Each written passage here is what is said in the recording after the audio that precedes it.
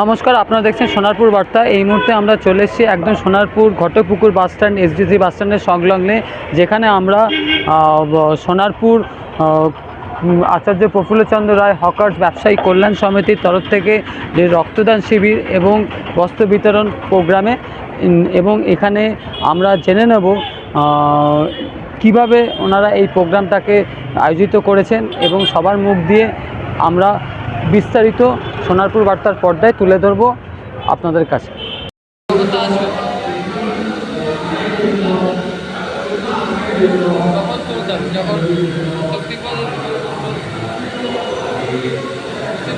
Sonarpur Acharya Prafullachandra Ray hawkers ব্যবসায়ী কল্যাণ সমিতির পক্ষ থেকে রক্তদান শিবির ও বস্ত্র বিতরণ অনুষ্ঠানের আয়োজন করা হয়।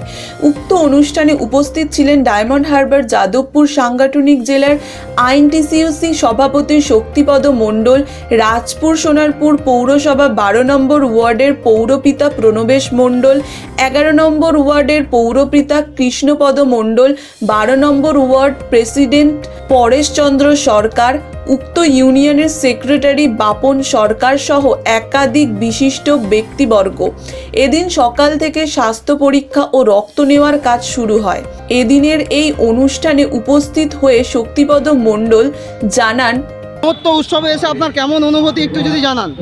কোনো জায়গায় অনেক মানুষ এলে তাতে জন্য কিছু করতে পারলে একটা মন ভরে যায়, আনন্দে ভরে যায়।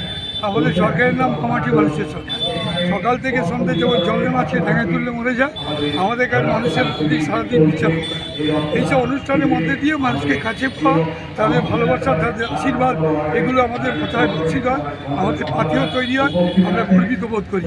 আমি খুব খুশি লাগছে রমেশ মণ্ডল, আমাদের দক্ষিণ চব্বিশ পরগনা আলিপুরের লয়ার অ্যাডভোকেট অ্যাসোসিয়েশন তারও সভাপতি, একই সঙ্গে আপনি এখানকার কাউন্সিলর, জনপ্রতিনিধি। তাই ওর নেতৃত্বে এই যে হঠাৎ গরিব মানুষ, তাদের জন্য কিছু সাহায্য করা এবং তাদের রক্ত দিয়ে আরেকটা হকারের জীবন বাঁচানো, এই মহৎ প্রচেষ্টায় শরিক হতে পেরে আমি গর্বিত, আমার কৃতজ্ঞতা জানাই। 10 তারিখে মহা উৎসব, আমরা সকলেই জানি, মহাসমাবেশ, কি বলবেন? ভরে যাবে, কলকাতা কেঁপে উঠবে। মিছিল নগরী কলকাতা, সুন্দরী কলকাতা, তিলোত্তমী কলকাতা। আবার প্রতিবাদের ভাষায় মুখরিত হবে কেন্দ্রের বিরুদ্ধে, বঞ্চনার বিরুদ্ধে লড়তে চাই, তাই সকাল সকাল ব্রিগেডে যাওয়া চাই। 12 নম্বর ওয়ার্ডের পৌরপিতা এদিন সকাল থেকে অনুষ্ঠানের পৌরোহিত্য করেন এবং তিনি জানান, বাংলার মুখ্যমন্ত্রী মাননীয় মমতা বন্দ্যোপাধ্যায় এবং ভারতের আগামী দিনের কাণ্ডারি অভিষেক বন্দ্যোপাধ্যায়ের অনুপ্রেরণায় আজকের আমাদের যে ইউনিয়নটা চলছে, সেই ইউনিয়নের সমস্ত কর্মকর্তাদেরকে আমি ধন্যবাদ জানাচ্ছি এবং আমি বলবো যে এই রক্তদানের মধ্য দিয়ে আমরা সর্বধর্ম, এখানে রক্তের কোনো জাত নেই, ধর্ম নেই, বর্ণ নেই, মমতা বন্দ্যোপাধ্যায়ের আদর্শায়িত হয়ে আমাদের এই ইউনিয়ন সমস্ত ধর্মের মানুষকে সঙ্গে নিয়ে রক্তদান শিবিরের আয়োজন করেছে। 2.5 বছর ধরে কেন্দ্রীয় বঞ্চনা চলছে প্রায় 28 লক্ষ শ্রমিকদের উপরে, যাদেরকে 100 দিনের কাজ, যারা প্রায় 59 লক্ষ মানুষ, 100 দিনের কাজ তাদেরকে 2.5 বছর ধরে বঞ্চনা করছে, তাদের টাকা দেওয়া হচ্ছে না। অথচ ভারতবর্ষের সংবিধানের স্বীকৃত শ্রমিক যারা, তাদের যে রাইট, সেই রাইটকে খণ্ডন করা হচ্ছে।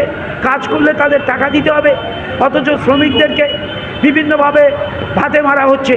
আর বড় বড় শ্রমিক দরদির কথা বলে আজকের এখানে এসে, বাংলায় এসে বড় বড় মিথ্যাচার দেওয়া হচ্ছে।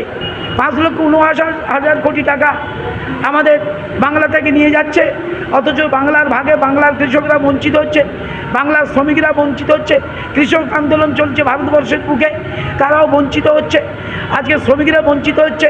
আজকের 11 লক্ষর উপর মানুষ বাড়ি, সেই বাড়ির মানুষদেরকে যারা খোলা আকাশের তলায় প্লাস্টিক টাঙিয়ে বসে আছে, অথচ বড় বড় উন্নয়নের বুলি দিচ্ছে, মিথ্যাচার করে মিথ্যাচারে বাংলায় ভাসিয়ে দিচ্ছে। এসে ইলেকশনের সময় বসন্তের কোকিলরা আসছে, বড় বড় কথা বলছে, আর বাংলার মানুষকে বঞ্চনা করছে।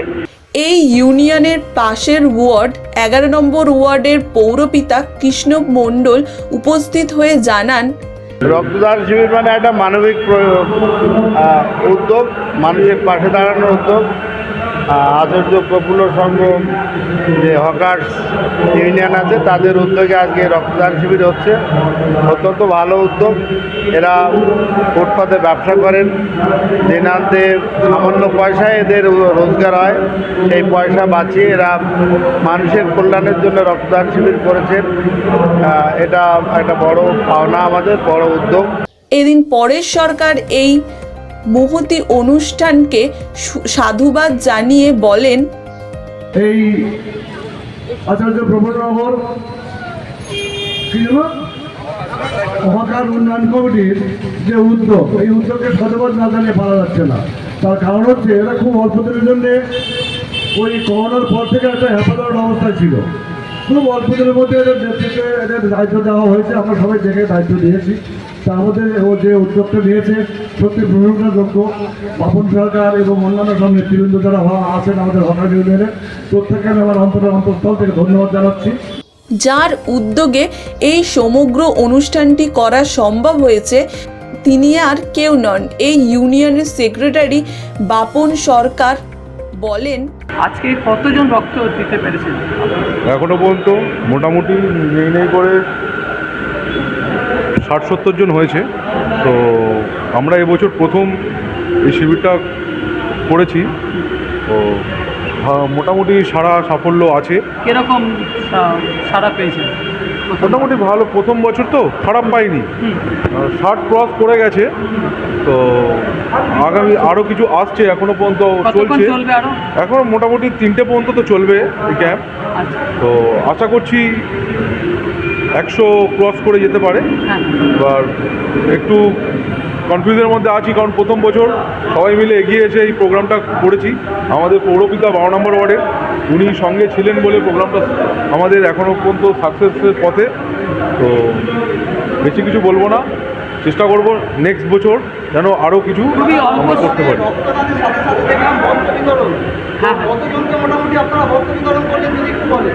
আমরা 50 জনকে বস্ত্র বিতরণ করেছি। এবছরই প্রথম আমাদের আচার্য প্রফুল্লচন্দ্র রায় হকার ব্যবসায়ী কল্যাণ সমিতির প্রথম উদ্যোগ এটা, আর প্রথম বছরই এইটা বস্ত্র বিতরণটা আমরা করেছি।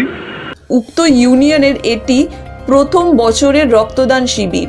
এদিন প্রায় 100 জনেরও বেশি মানুষ স্বেচ্ছায় রক্তদান করেন। পাশাপাশি 50 জন দুস্থ ব্যক্তির হাতে বস্ত্র তুলে দেওয়া হয়।